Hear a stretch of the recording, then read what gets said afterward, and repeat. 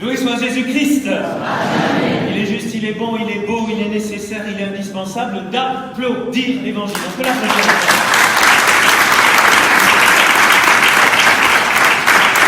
Alors, cette page qui n'est pas un livre, qui n'est pas du papier de l'encre, mais qui est une personne, qui est Jésus-Christ, qui s'est fait chair, comme on l'a entendu le jour de Noël et le 31, ceux qui sont allés à la messe, on a eu de nouveau le prologue de Saint Jean, mais ce n'est pas là-dessus que je vais prêcher aujourd'hui. J'aimerais tout simplement aller avec vous à repartir des bergers que nous avons laissés sur la plage de Fréjus. Vous vous souvenez, ceux qui étaient là à la messe le matin à 7h30, on était 52 bergers. Et il y avait tous les bergers avec nous. On les a laissés justement au niveau de l'évangile. C'était l'évangile du matin de la messe de l'aurore de Noël. Et là, c'est la continuation. Vous vous souvenez de cet évangile, Luc 2. Allez, on reprend, parce que vous êtes réveillés, j'espère. Voilà, alors les bergers, c'est super, et ils sont en train tranquilles, voilà, cool, peut-être pas, il fait un peu froid avec les gamins au mois de décembre, c'est à peu près 600-700 mètres d'altitude quand même, bon, il peut même neiger, vous savez, là-bas, à cette époque, et donc les bergers sont là, voilà, tout ça, ils ont une journée normale, une nuit normale, et puis qu'est-ce qui arrive? Initiative de Dieu, incroyable, on a entendu ça sur la plage l'autre jour, il y avait des bergers qui vivaient dehors et paissaient les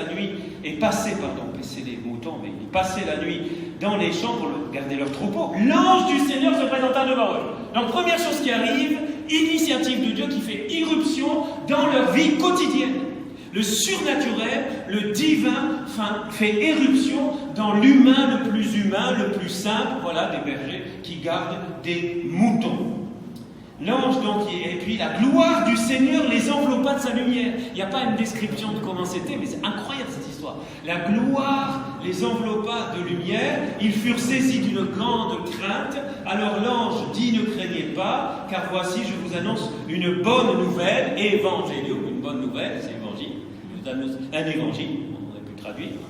Je vous annonce un évangile qui sera une grande joie pour tout le peuple. Aujourd'hui, dans la ville de David, vous est né un sauveur qui est le Christ, le Seigneur. Et voici le signe qui vous est donné. Vous trouverez un nouveau-né emmailloté et couché dans une mangeoire. Et soudain, voyez, donc, initiative de Dieu, il annonce, il commence par annoncer. Il y a déjà la gloire. Dans cette gloire, il annonce. Et qu'est-ce qui se passe? Soudain, il y eut avec l'ange une troupe céleste innombrable. Vous connaissez le français, Innombrable, c'est-à-dire qu'on ne peut pas compter. Donc vous imaginez, waouh de waouh, ça a dû être glorieux, qui louait Dieu en disant, c'est pas gloire à Dieu au plus haut des cieux, une troupe céleste, ils savent chanter, Bon, gloire à Dieu au plus haut des cieux et paix sur la terre.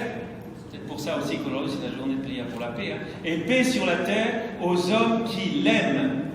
Voilà. Lorsque les anges eurent quitté les bergers, il me semble que c'est le passage d'aujourd'hui. C'est ça, j'ai pas sous les yeux le petit truc, mais c'est le petit bout de saucisson de salut qu'on vous a donné pour aujourd'hui. Mais il faut lire tout ça parce que, vous comprenez, c'est fondamental de comprendre ça, qu'il y a l'initiative de Dieu. Ça, c'est le premier chose. L'initiative de Dieu, super nouvelle, louange, et il court voir ce qui se passe. Non! Ils font confiance et ils viennent et ils prennent le temps. La louange les a aidés, certainement. Je les imagine louer avec les anges, ils prennent le temps avec Jésus. Il n'y a pas marqué combien de temps ils restent dans la crèche à Bethléem, c'est pas marqué. Mais je ne pense pas qu'ils soient restés 30 secondes ou qu'ils aient dit, ça c'est jamais à Saint-Roch, c'est trop long. Non, ils étaient là avec l'enfant Jésus. Waouh, Marie, Joseph, le bœuf et l'âne. Enfin, ça, c'est pas dans l'évangile. Voilà. Et ils prennent. Donc, première leçon pour 2020, prenez le temps. Prenons le temps d'adorer. Prenons le temps avec Jésus.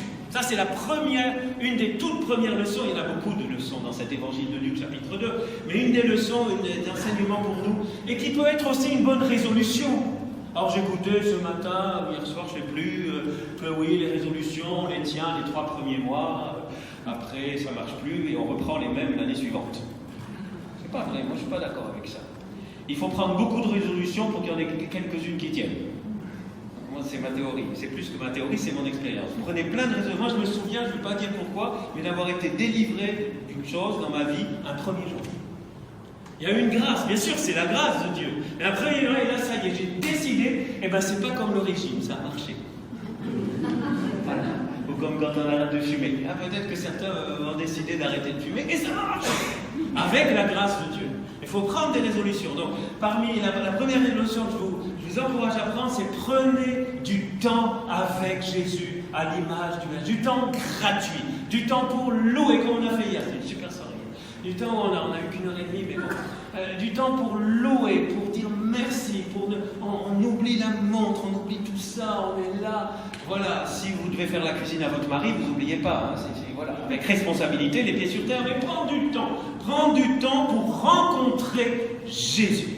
Alors après avoir vu, qu'est-ce qu'il est dit exactement, qu'est-ce qu'il dit? Ils se hâtèrent, vont y découvrir Marie-Joseph.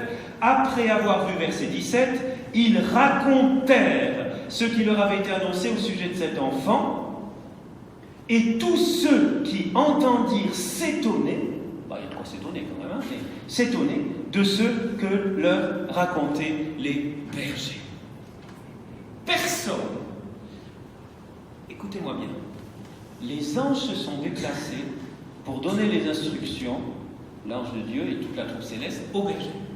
Pour dire, allez, voilà, voilà le signe, vous trouverez, donc, sous-entendu, allez-y. Mais rien n'est marqué d'un ordre de raconter. Rien n'est marqué ici que Dieu ne dit pas, et maintenant, il faut aller évangéliser. Et maintenant, il faut aller dire aux autres que Jésus est le Seigneur. Non, c'est pas marqué. Exactement comme Marie, vous noterez au moment de l'Annonciation, elle part tout de suite alors que l'ange Gabriel ne lui a pas demandé d'aller chez Élisabeth porter Jésus. Là, c'est exactement pareil. Personne n'a demandé aux bergers d'aller raconter. Alors pourquoi ils ont raconté? Question du 1er janvier au matin. Pourquoi ils ont raconté à tout le monde? C'est toi, oui, c'est beau, c'est incroyable, mais ils ont raconté parce qu'ils ont rencontré. On peut répéter? Ils ont raconté parce qu'ils ont rencontré. C'est simple, l'évangile. Ils ont raconté parce qu'ils ont fait cette rencontre. S'ils n'avaient pas rencontré, s'ils n'avaient pas vu, d'ailleurs il est marqué après avoir vu ce que nos mains ont touché, ce que nous avons vu. 1 Jean, première lettre de Jean. Allez, écoutez, c'est exactement ça, c'est en écho à l'évangile. Après avoir vu, après avoir touché de leurs mains, je pense, à mon avis, comme il n'y avait pas de virus de gastro-entérite ce matin-là, à mon avis, à Bethléem, je pense que Marie a donné l'enfant Jésus à verser à chacun des bergers. Ça, c'est ma version. C'est pas une révélation privée, c'est pas une vision, c'est pas dans l'évangile. Mais j'aime imaginer que Marie, qui ne garde rien pour elle, a mis l'enfant Jésus dans les bras des bergers. Vous imaginez l'enfant Jésus? Oh, il y en a un qui craque là. Wow. Bon, ils ont vu, ils ont touché, ils ont entendu, parce que l'enfant Jésus, il criait aussi, en tout cas, il n'était pas muet, là. Voilà. Et donc, peut-être qu'il chantait, même en langue déjà. Enfin, ça, c'est pas dans l'évangile non plus. En tout cas, ils ont vu, ils ont entendu, ils ont touché, ils vont raconter. Et ils sont tellement pleins de ce qu'ils ont vu que les gens sont tout de suite, ça fait mouche tout de suite. Les gens sont touchés. Ça, c'est absolument incroyable. Et c'est ce que nous explique le pape. Je me permets ce matin de faire 2 citations, un peu longues, pas trop quand même. Première citation, Evangelii Gaudium, le pape François, qui dit au numéro 120, en vertu du baptême reçu, chaque membre du peuple de Dieu est devenu disciple missionnaire. Chaque baptisé, quelle que soit sa fonction dans l'Église et le niveau d'instruction de sa foi, est un sujet actif de l'évangélisation. La nouvelle évangélisation doit impliquer que chaque baptisé soit protagoniste d'une façon nouvelle. On est le 1er janvier, c'est l'occasion de deuxième bonne décision, résolution. Cette conviction se transforme en appel adressé à chaque chrétien. Il n'a même pas dit là à chaque catholique, à chaque chrétien, pour que personne ne renonce à son engagement pour l'évangélisation. Alors écoutez bien, c'est cette phrase que j'ai soulignée en gras là. Car s'il a vraiment fait l'expérience de l'amour de Dieu qui le sauve, il n'a pas besoin de beaucoup de temps de préparation pour aller l'annoncer. Il ne peut pas attendre d'avoir reçu beaucoup de leçons ou de longues instructions ou de prédications de 25 minutes des pères de Saint-Roch. Ça, c'est moi qui rajoute. Tout chrétien est missionnaire dans la mesure où il a rencontré l'amour de Dieu en Jésus-Christ. Fin de citation. Il raconte parce qu'il rencontre. Donc la deuxième résolution, parlons de Jésus. Il y a marqué, ils parlèrent de Jésus. Ils racontèrent au sujet de cet enfant. Et de nouveau raconter, tous ceux qui entendaient s'étonner de ce que leur raconter, je sais pas, raconter. Ah non, moi j'ai mangé en silence, moi c'est pas ma grâce. Ça va, t'es pas chrétien, c'est tout. Ah non, il faut, à un moment, il faut raconter, il faut dire, voilà, Jésus, Jesus, Jesus, etc. Voilà, Jésus, le Fils de Dieu, il est là. Il faut à un moment ou à un autre le raconter. Et pas raconter les balivernes, raconter l'évangile. Voilà, raconter. Deuxième, parlons de Jésus. N'ayons pas honte de lui. Soyons fiers de lui en 2020. Si nous le décidons, l'Esprit Saint viendra à notre secours. Parce que qui n'est pas timide, lève la main. Bande de timides.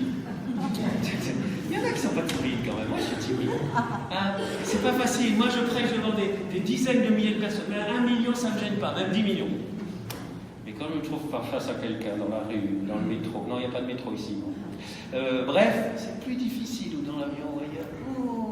Et voilà. Mais si nous le décidons, nous sommes fiers de notre Jésus. Mais à condition de le rencontrer. Or, une chose que je ne vous ai pas dite au début, et qui est fondamentale dans la première résolution, c'est que les bergers, ils sont partis, il n'y avait plus Jésus. Il n'y avait plus Jésus avec eux. Nous avons beaucoup plus de chance que les bergers. Les bergers, ils sont partis, ils ont vécu du souvenir de Jésus. Nous ne vivons pas d'un souvenir de Jésus. Jésus est là, amen. Il est là. Par le Saint-Esprit, il est toujours là. Donc nous pouvons toujours le rencontrer.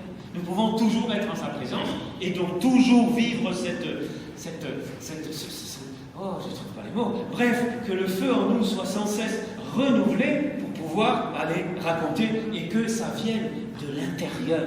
Le feu que tu veux allumer chez les autres doit d'abord brûler en toi. Voilà, ça c'est la deuxième résolution. Et c'est d'ailleurs le même Saint-Esprit qui nous permet d'être en présence de Jésus et d'avoir la lumière, la force, l'audace, le tact affiné pour parler de Jésus, pour témoigner de Jésus. Pas qu'avec les paroles, bien sûr, parce que les paroles ne suffisent pas, nous le savons, mais on ne va pas tout dire ce matin. Troisième et dernier point, et Marie dans l'histoire, parce que j'entends certains penser, mais il n'est pas en train de parler de Marie, c'est pas la fête des bergers aujourd'hui, c'est la fête de Marie.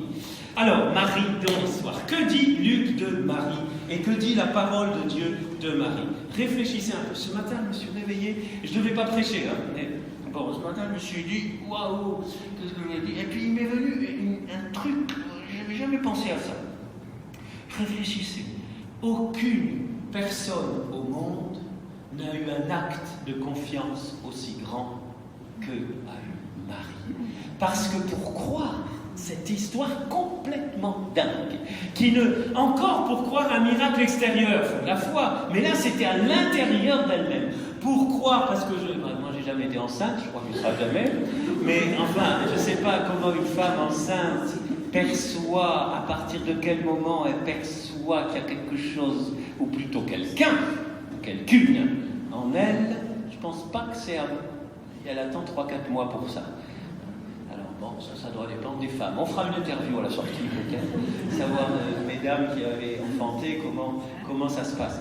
Mais, quand même, en plus, Marie est une femme quand même assez exceptionnelle, une femme comme toutes les femmes, mais exceptionnelle. Elle a dû quand même se dire, mais c'est dingue cette histoire-là. Mais l'acte de foi, le Père Robert nous en a parlé pour la Sainte Famille aussi, l'acte de foi de Joseph aussi, mais de Marie, le premier chef, absolument incroyable. Donc c'est la femme de foi par excellence. Et je me suis demandé ce matin en me réveillant quel est son secret. Quel est le secret de Marie? Et quel peut être un secret pour nous, et une troisième résolution pour cette année qui vient de commencer, il y a quelques heures? Eh bien, Saint Luc nous le dit. Son secret, c'est qu'elle méditait. Elle méditait tout cela dans son cœur. Et Saint Luc, j'ai pas les versets sous les yeux, mais le dit 2 fois dans le chapitre 2. 2 fois. Saint Luc dit, elle prenait le temps et elle méditait. Elle s'arrêtait, elle repassait. Et elle n'en était qu'au début. Jésus venait à peine de naître. Elle a continué toute sa vie à méditer dans son cœur. Dans son cœur. Et je crois qu'une des raisons pour lesquelles l'Église donne à Marie une place importante jusqu'à la mettre au début de cette année, à l'honorer, eh bien c'est parce que, vous voyez, il y a un paradoxe en Marie. D'abord, c'est parce que c'est le modèle. C'est le modèle de la disciple par excellence. Et parce qu'en elle, il y a ce paradoxe, j'aimerais vous dire, je prêche assez rarement sur Marie pour une raison simple. D'abord parce que je crois qu'il y en a qui... Bon, parce que je suis un prédicateur, mais je l'aime à la folie. Et parce que Marie, elle est très discrète. Alors bien sûr qu'elle aime qu'on... Non, je ne crois pas qu'elle aime qu'on parle d'elle. Ou plutôt, elle aime qu'on parle d'elle pour qu'on parle de lui, de Jésus. On dit Marie, elle dit Jésus. Et il y a ce paradoxe complètement fou de Marie, c'est qu'elle est en même temps la mère de Dieu. Pourquoi elle est la mère de Dieu? La Théotokos, c'est très fort en grec, c'est celle qui a mis au monde, c'est celle qui a accouché Dieu, littéralement. C'est très, très, très... Théotokos, tokos, c'est vraiment, elle a mis au monde Dieu, parce que le concile d'Éphèse a déclaré ce premier dogme de Marie, un filon fondamental de la maternité divine de Marie. Pourquoi? Parce que si on ne dit pas que Marie est mère de Dieu, alors on sépare en Jésus l'homme et Dieu. Or, on ne peut pas séparer en Jésus l'homme et Dieu. Il est tout Dieu et il est tout homme. Et c'est pour ça que Marie a ce titre. Non pas qu'elle soit au-dessus de Dieu et qu'elle soit une déesse, absolument pas, mais elle a enfanté le Fils de Dieu qui est Dieu. Et c'est ce paradoxe qu'elle est en même temps la mère de Dieu et elle est en même temps, comme disait Saint Louis-Marie de Montfort, à côté de Dieu, elle est moindre qu'un atome. Elle déclare dans le Magnificat, tu as jeté ton regard sur la bassesse de ta servante. C'est absolument paradoxal, complètement paradoxal. On a du mal avec notre petite tête et nos critères humains à comprendre cette chose-là. Et c'est comme ça qu'on tombe dans les deux excès. Dans l'excès d'en faire une espèce de déesse, une idole catastrophique, on lui fait du mal. On lui fait mal, elle doit être triste. Ou dans l'excès de la mépriser comme si c'était et comme si c'était n'importe quoi. Non, non. Je vous propose pour finir une deuxième citation de Pierre Aguilar. Oh, je ne fais jamais ça.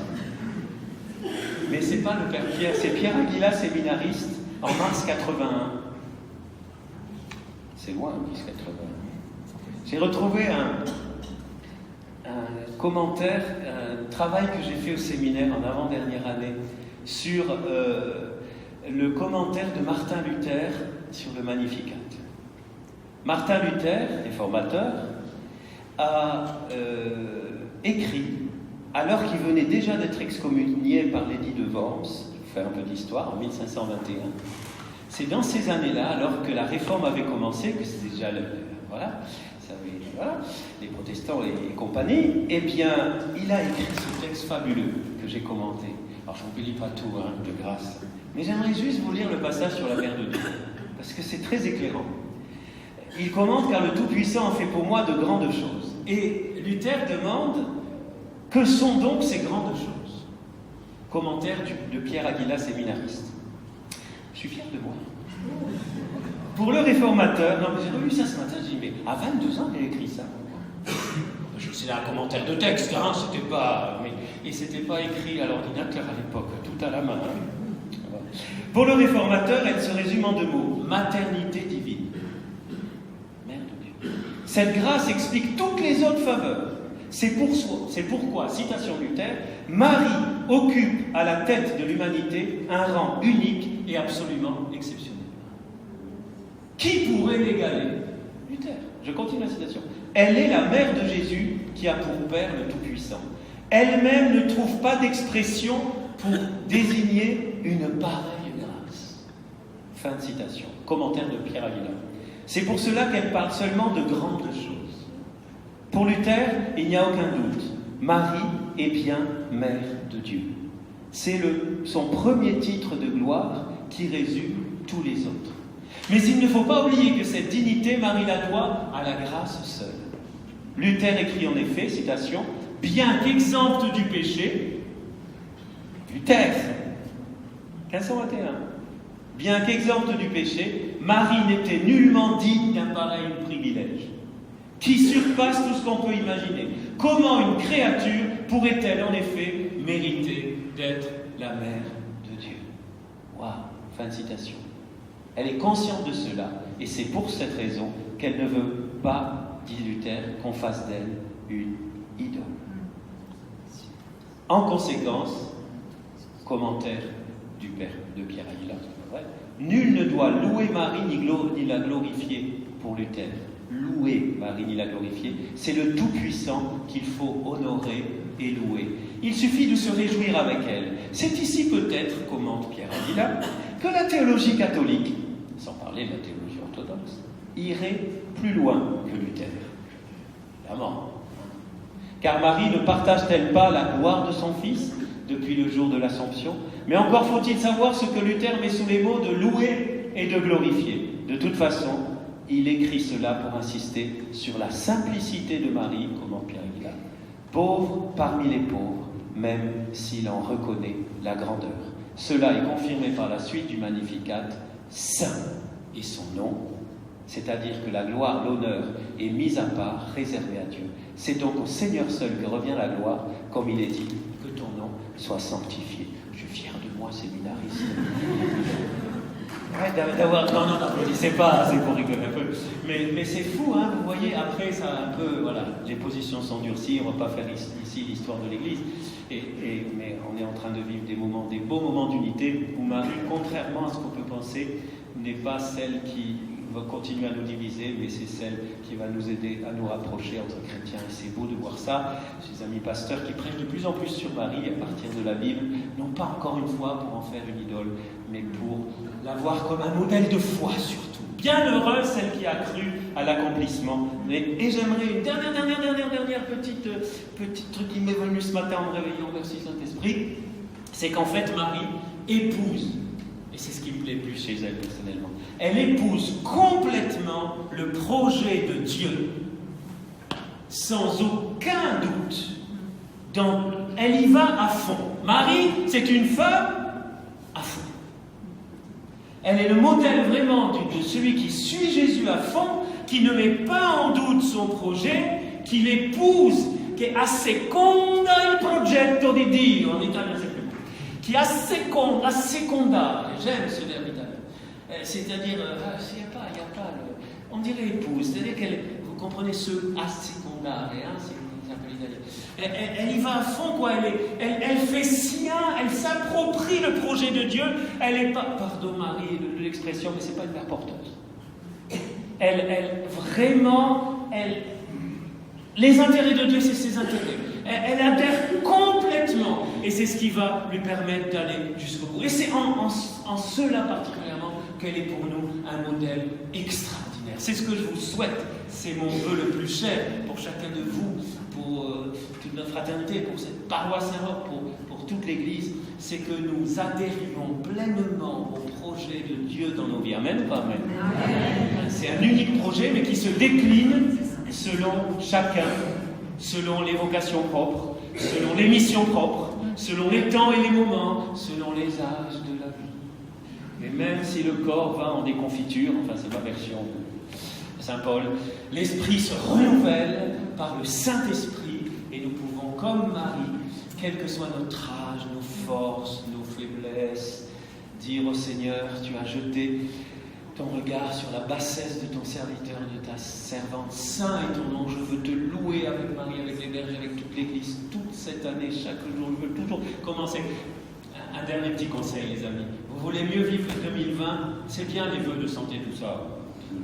D'ailleurs, les vœux, ça sert à rien, il faut prier surtout, parce que t'as beau dire je te souhaite la santé, je te le souhaite, qu'est-ce que ça fait? Par contre, je peux prier pour toi pour que tu sois en bonne santé, et pas simplement pour être en bonne santé, pour qu'avec ta santé, tu serves le Seigneur. Amen ou pas amen? C'est pour ça que tu puisses le suivre. Mais tous les matins, vous vous levez et vous louez le Seigneur.